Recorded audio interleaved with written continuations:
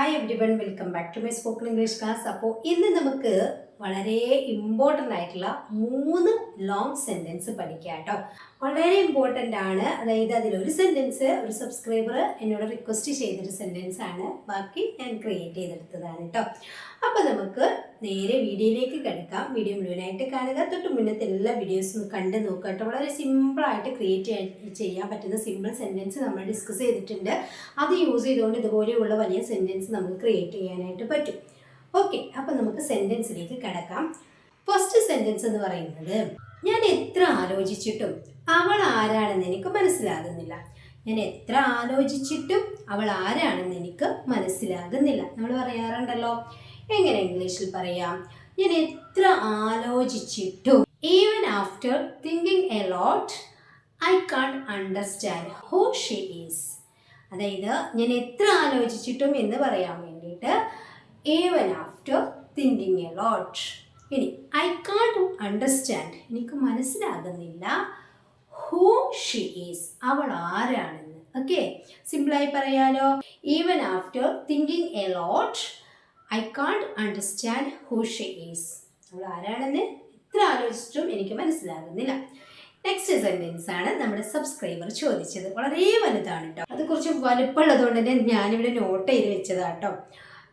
ഫോണിൽ സ്ക്രീൻഷോട്ട് എടുത്തതാണ്. അപ്പോൾ നമുക്കൊന്ന് വായിക്കാം. ആദ്യം ഒരു വഴി പറഞ്ഞു കൊടുക്കുകയാണ് നമ്മൾ.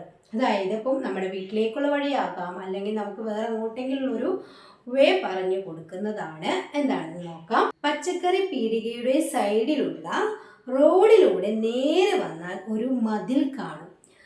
അവിടുന്ന് ഇടത്തോട്ട് തിരിഞ്ഞ ഉടനെ വലത്തോട്ട് തിരിഞ്ഞ് നേരെ വന്നാൽ എൻ്റെ വീട് കാണും. ഇങ്ങനെ നമ്മൾ ഇതൊരു എക്സാമ്പിൾ ആയിരിക്കും, പക്ഷേ ഇപ്പോൾ ആൾക്ക് നമ്മൾ വഴി പറഞ്ഞു കൊടുക്കുകയാണെങ്കിൽ നമ്മളിങ്ങനെയൊക്കെയുള്ള ഒരുപാട് സംഭവം പറഞ്ഞു കൊടുക്കൂലേ.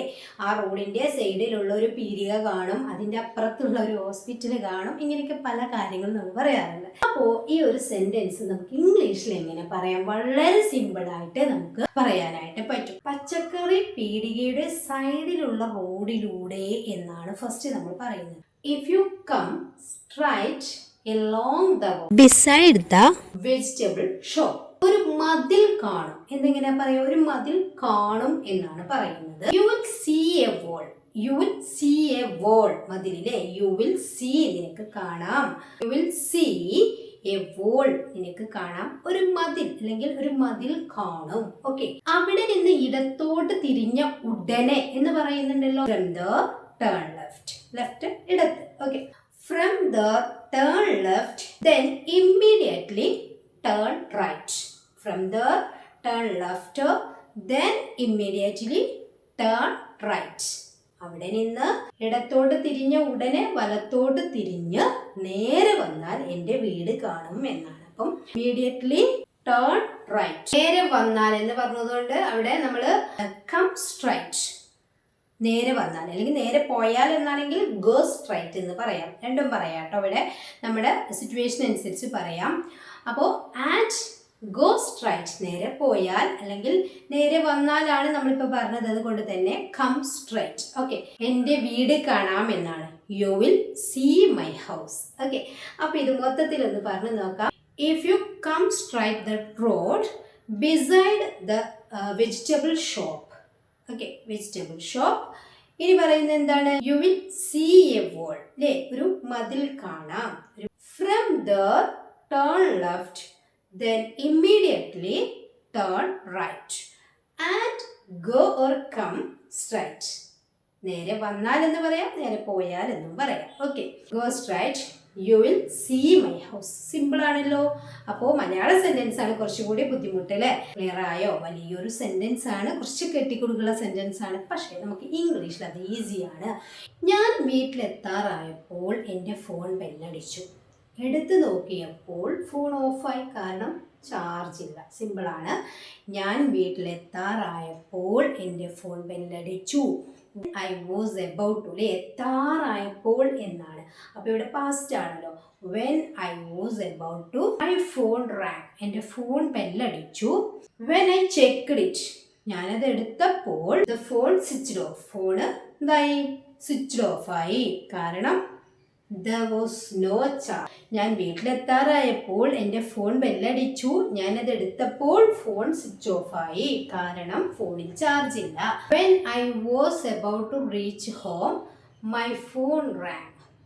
When I checked it, the phone switched off. The phone switched off because there was no charge. Okay, simple ആണല്ലേ? അപ്പോൾ when I was about to reach home, my phone rang. എൻ്റെ phone ബെല്ലടിച്ചു. When I checked it, the phone switched off because there was no charge. Okay, അപ്പോൾ 3 sentence ആണ് നമ്മൾ ഇന്ന് discuss ചെയ്തത്. വളരെ important ആയിട്ട് നമ്മൾ യൂസ് ചെയ്യുന്നതാണ്. അതിൽ നമ്മുടെ സബ്സ്ക്രൈബേഴ്സ് റിക്വസ്റ്റ് ചെയ്ത ഒരു സെൻറ്റൻസ് ആണ് കുറച്ചുകൂടി ടഫായിട്ടുള്ളൊരു സെൻറ്റൻസ് അല്ലേ? അങ്ങോട്ട് തിരിഞ്ഞ് ഇങ്ങോട്ട് തിരിഞ്ഞ്, എന്നാലും അത് ഇംഗ്ലീഷിലോട്ട് വരുമ്പം വളരെ സിമ്പിളാണ്. അപ്പോൾ ഇതുപോലെയുള്ള കെട്ടുകുടുക്കുള്ള സെൻറ്റൻസുകൾ നമ്മളൊന്ന് ക്രിയേറ്റ് ചെയ്യാനായിട്ട് ശ്രമിക്കുക. വളരെ സിമ്പിളായിട്ട് നമ്മുടെ കുഞ്ഞു സെൻറ്റൻസുകളൊക്കെ ആഡ് ചെയ്ത് നമുക്കത് ക്രിയേറ്റ് ചെയ്യാം. നിങ്ങൾക്ക് പറയാൻ പറ്റുന്ന ഏറ്റവും സിമ്പിളായിട്ടുള്ളതും കുറച്ച് ലോങ് ആയിട്ടുള്ളതും ആയ ഒരു സെൻറ്റൻസ് നിങ്ങൾ താഴെ കമൻറ്റ് ചെയ്യുക കേട്ടോ. ഈ വീഡിയോയുടെ അഭിപ്രായം മസ്റ്റ് ആയിട്ട് കമൻറ്റ് ചെയ്യണം. നിങ്ങൾക്ക് എന്തെങ്കിലും ഡൗട്ട് ഉണ്ടെങ്കിൽ താഴെ കമൻറ്റ് ചെയ്യുക. വളരെ ഇമ്പോർട്ടൻ്റ് ആയിട്ടുള്ള 3 സെൻറ്റൻസുകളാണ്. അപ്പോൾ വീഡിയോയുടെ അഭിപ്രായം മസ്റ്റ് ആയിട്ട് കമൻറ്റ് ചെയ്യുക.